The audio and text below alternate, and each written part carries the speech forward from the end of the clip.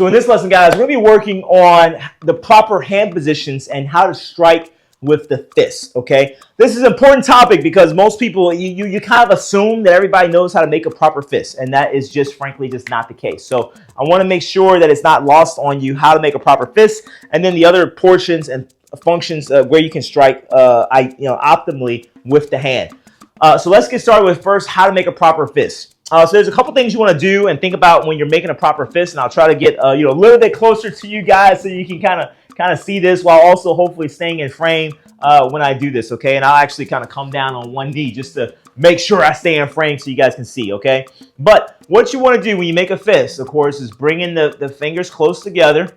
I'm going to go ahead and start bending here. So I'm bending, this is more the quarter knuckle, okay? And then I'm going to bend again right here. This is essentially how I want to make the fist. Now, what I like to do, people talk about imagine you have like a roll of quarters or a roll of coins in your fist, and that's good to kind of feel that or think about that. I don't want this to be too tight, so I don't want to make this super tight and then this super tight, because what will happen is, and if you see it here, it's going to give a little bit here if it's super tight, right? So I want to actually grab a little bit of my flesh, okay? I'm grabbing a little bit of my flesh, a little bit of my skin, okay, as I make this fist, okay? A little bit, right? You're not going to just be able to grab a whole chunk of skin, but you want to grab just a very slight portion. I'm really just grabbing the portion right below where the fingers start, okay? Right below where the fingers, meaning that I'm not coming here and then coming down. I'm actually going to bring my hands down first, all the way down to grab a little bit of the skin, and then I'm going to suck this in. That's going to be tighter. It's going to have less give than if I'm super tight up here. I'm trying to keep my fingers above the fold of where my fingers start, okay, from my palm. If I try to keep the fingers up here, then this is going to be very loose and very, very light, right? So if I don't make contact with the top of my knuckles, I make contact with the lower part of my knuckles, very easy to injure my hand here, right? So I want to bring my hands slightly below the fold, right? Slightly below where my fingers begin, a little bit the upper portion of the palm. This is what I'm going to bring my fingertips towards and grab, and then I'm going to close and make that fist. Now, my thumb position is super important. A lot of people, when they make a fist, they bring their thumb as far over as they can. This is also a negative, okay? So if you bring your thumb over as far often as you can, you may feel this is really, really tight, and this is probably really good for holding on to something. But for making a fist, this is not very functional, it's not very strong, and you'll feel it a little bit in your wrist. So I want you to bring your thumb a little bit further over such that your thumb covers your pointer finger and maybe partially of the middle finger. Don't bring it all the way across the middle finger, or especially where your knuckles over the middle finger. Just bring it right here. You're going to feel that tightness in your wrist. That's important because that will help your wrist from being wobbly and wiggly once you make impact. So this is really going to be the proper way to make a fist. You want to make sure it's nice and tight. And then the other aspect to it you want to make sure is very important, that is that all your ducks are in a row. In other words, I don't want to curl my knuckles like this. Some people kind of curl their knuckles. This looks like a good fist, but my knuckles are slanted and they're angled down. And you can see it from this angle. They're angled down. So you don't want to do that. You want to imagine that you are doing a good way to test this is just by doing like a knuckle push-up or coming down here and like you're doing push-ups on your fist. And you can adjust your fist, right? Hopefully you have the strength for that. Adjust your fist. I'll try to show you in frame here to where it feels good, okay? Adjust your fist to where it feels good, where it feels natural. That's what I want you to do. This is the best way to test whether you have a proper fist. So you can work on bringing your fingers in tight. You can make them a little bit looser. You can bring them down as far as you need to. Wherever you need to grab, okay, you can grab. But then test it on the floor to see how that feels. In other words, it should feel as comfortable as possible. It's not going to be totally comfortable because the human body is not necessarily structured or meant to be sitting in that position for long periods of time. But I want as much as possible for you to have as little pain as possible. Because if you can hold up your body weight, then it should be sufficient enough, okay, to punch someone, okay? That's the idea. If you're 100 and like me, if you're 150 pounds or more, right, and you can hold yourself up on your fist, and then you can do this with one fist as well, right? If you can do this, then hitting a bag or hitting an opponent, right, should make sense, should be functional. The other thing that I want you to feel when you do this, and I don't care what position your fists are in, if my fists are horizontal like this, okay, this is fine. Or if my fists are vertical like this is fine. If they're at a angle, this is fine too. Or if at the other angle, this is fine too. I want you to feel all of those different angles because sometimes your punches will come at different angles. And I want you to feel where the pressure is on your hand, meaning that on the knuckles. Generally, you should feel the pressure on the last 3 knuckles of your hand.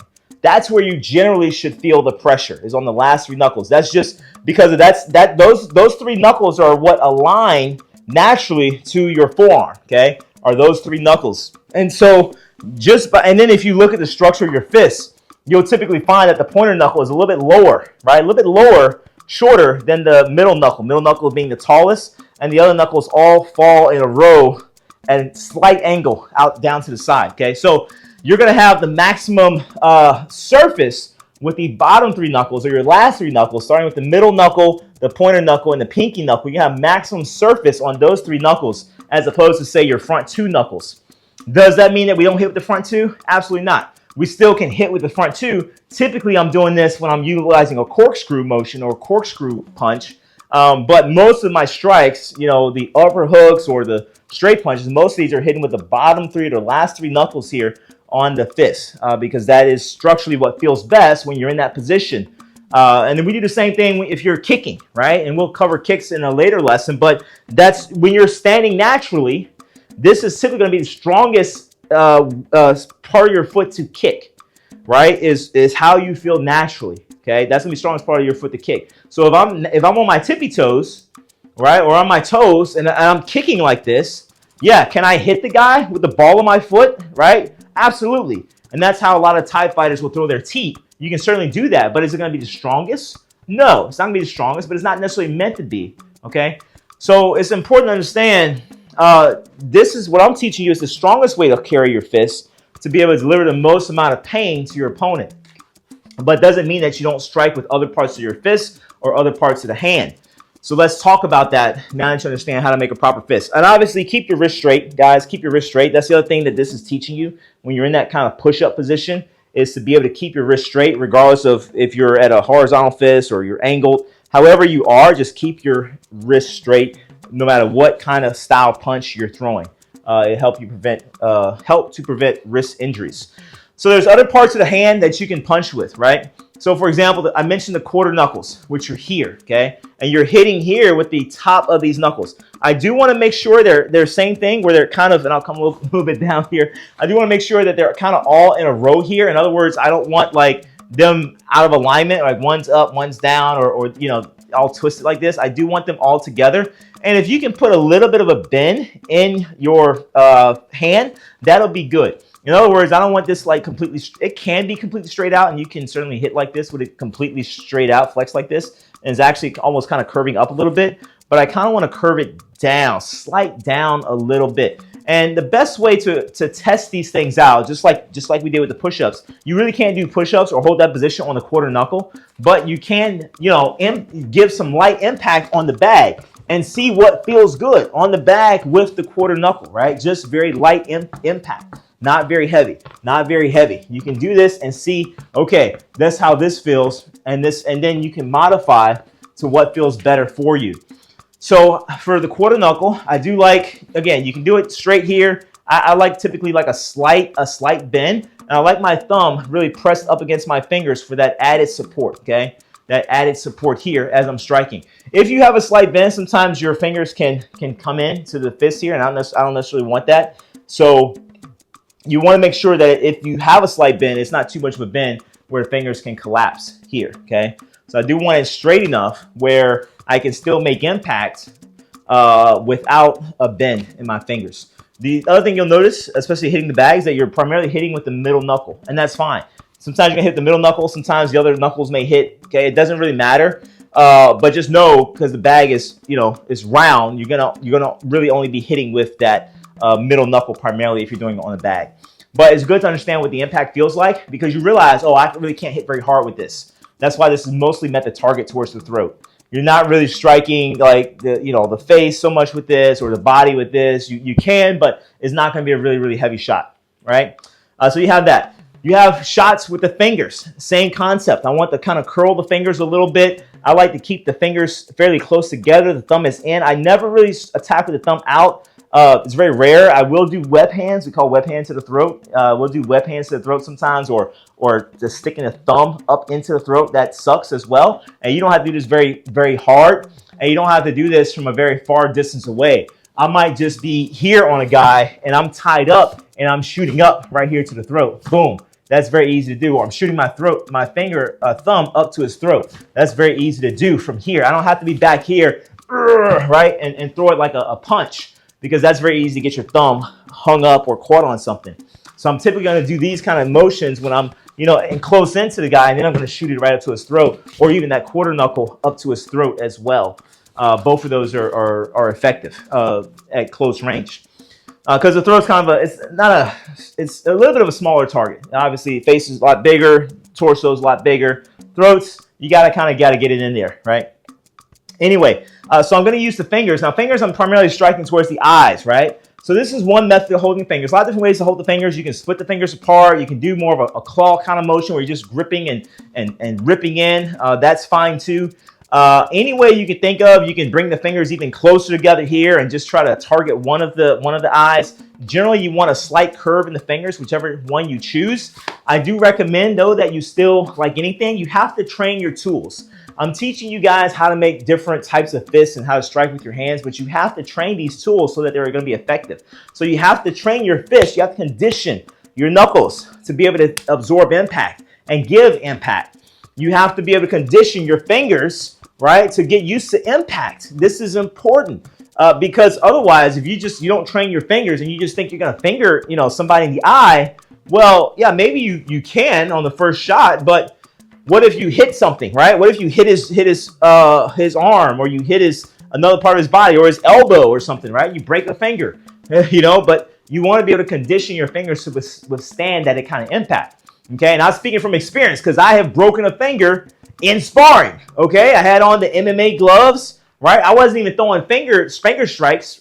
I was just punching and defending, but I don't even know how it happened. But I can tell you one thing: my ring finger was slanted to the side because I broke it in sparring, right? And I was like, it didn't feel broken until I took my glove off and it was like sideways, and I'm like, that's not supposed to be that way. Okay, so I ended up having to go to the ER and get surgery, and it was a whole thing. Okay, so point being is condition the fingers to be able to kind of take impacts a little bit, even if you're just doing this a little bit on the bag, just to kind of get this kind of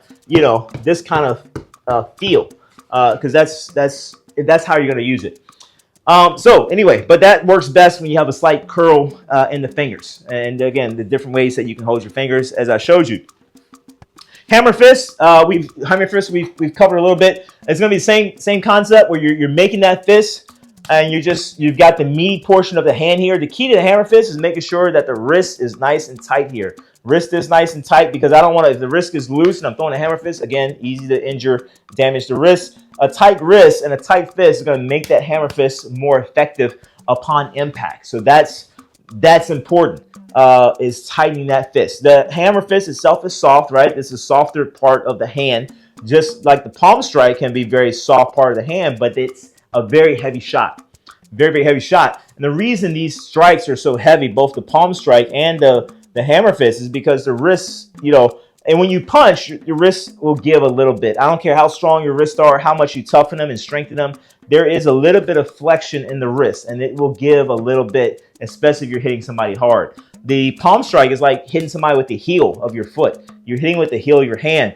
Similarly, with the hammer fist, you're hitting it with the side of your heel. These don't typically give very much. Now, when I hammer fist, I also like to curl my fist back towards myself a little bit, because I want to isolate the part of the hand that I'm hitting with, that I'm striking with. So I like to really isolate this. In other words, I'm not going to necessarily keep my wrist straight and hit here. I can, but I like to curl it down because I like to hit with maximum impact, and I don't want that wrist flexion, right? Because your wrist can still move, up and down or side to side, just like this. So I want to eliminate as much of that as possible by already curling my wrist back towards myself. That's the same reason why you do the palm strike this way, right? I can palm strike this way with the hand, just kind of relaxed. But the more I can pop the hand back, the harder, the more I'm going to be able to isolate that that part of the hand to be able to strike effectively. Okay, so that's what I'm doing with the hammer fist in these different directions, different angles. Now, since we're on the topic of the palm strike, you know, this is the idea, right? I want to be able to curl this hand back as much as possible. And you can kind of train this. Like I used to have, before I broke this finger, I had a little bit more flexion in the palm to be able to pull this back. After I broke the finger and had to do physical therapy, it was very hard to be able to really pull this back as effectively. But the more you can kind of pull this back, if you can kind of get it almost vertical, that's ideal with the arm straight. It's just good to kind of practice and train that in general. But with this, I like to keep, as always, the fingers going to be in nice and close. Fingers are nice and tight. I don't keep the fingers out if I don't have to. If there's no reason to have the fingers up because I can get them caught or catch onto something. If I'm hitting and isolating with the palm, I want to kind of protect my fingers. So I'm going to close my fingers in and then just strike with the palms. I might keep them somewhat relaxed because as I palm strike, I might want to stick the fingers in the eye too, okay, for extra added protection. Or maybe I'm doing a palm strike on the side of his ear and I want to grab his hair. So I'm not going to necessarily completely close off my fingers when I'm hitting a palm strike. I might have them slightly loose, but they're not going to be necessarily completely straight unless they're serving a purpose for them to be completely straight. Again, if I need it to be completely straight because I need to grab or pull onto something, that's fine, okay? But make sure in everything that you do, you know why you're doing it that way. You have a purpose for why your hands are this way versus any other way. Understanding the why and everything that you do. And everything, obviously, just keep the thumb protected. So those are the main areas of the hand that we're striking with. Obviously, the knuckles, the quarter knuckles, the palm, the hammer fist. Now, with the knuckles, you also have different parts of the knuckle. So we hit with the front of the knuckles, right? I mentioned kind of the last three knuckles being the most dominant. But when I'm doing back fist, for example, or back knuckles, I'm hitting with the back of that knuckle. The back of the knuckle as opposed to the front of the knuckle. Front of the knuckle being here, back of the knuckle being right at the top, but on the back side of the knuckle. And then, like I mentioned, when I do the corkscrew punches, I'm still hitting with the bottom two knuckles primarily. So you still want to condition all parts of the hand. Now, can you hit with the back of the hand? I've seen some people hit with the back of the hand. I've seen some people hit with the wrist, right? There's some martial arts that will hit with the wrist. I'll also hit, okay? I'll also hit with the blade of the hand, right? The edge of the hand, either on the inside of the hand or on the outside of the hand. So it becomes like a chopping motion, right? So same thing with my hammer fist, right? My hammer fist, I'm curling the wrist back towards myself. When I'm chopping, I'm doing the same thing. I'm keeping my thumb tucked in. My fingers are nice and long here. They still have a little bit of bend in them, just in case I don't necessarily want to lock them out, keep them straight. Generally, I don't like to lock out any limb or any part of my body.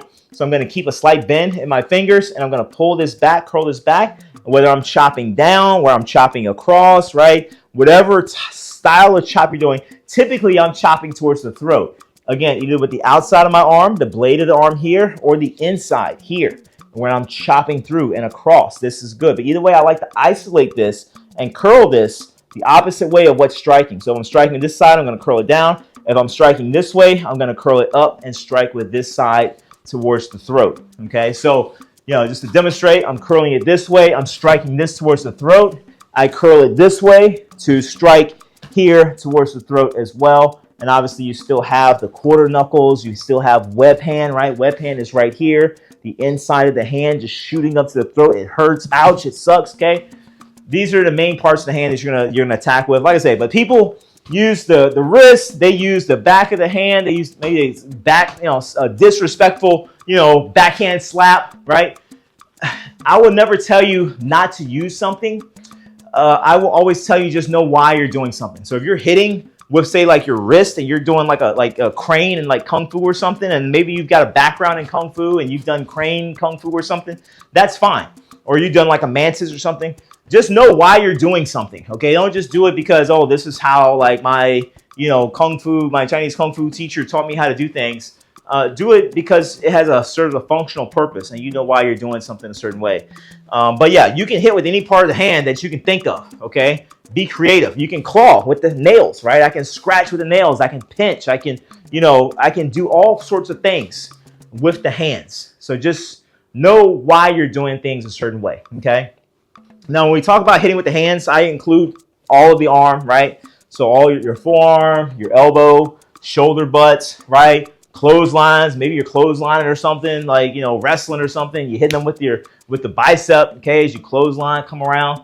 Be creative. I don't really care, okay? But just know whatever part of the arm you're going to utilize, inside the elbow, front of the elbow, back of the elbow, right? Center, piercing side of the elbow. Whatever you do, just know why you're doing it, the shoulder, all those kind of things, right?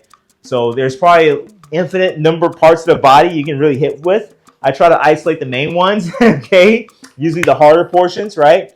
But again, you may come up with something else, okay? You're like, hey, you know, Brother Rob, what about this? Well, you know, maybe I can hit with my, you know, maybe I can fling a fingernail at him. You know, I don't know what you may come up with, okay? Whatever works for you. But that's how you make a fist. Those are different parts of the hand and the arms that you want to be able to utilize when striking. The purpose of our organization is to start right here in Harlem, which has the largest concentration of people of African descent that exists anywhere on this earth. There are more Africans here in Harlem than exist in any city on the African continent, because that's what you and I are, Africans.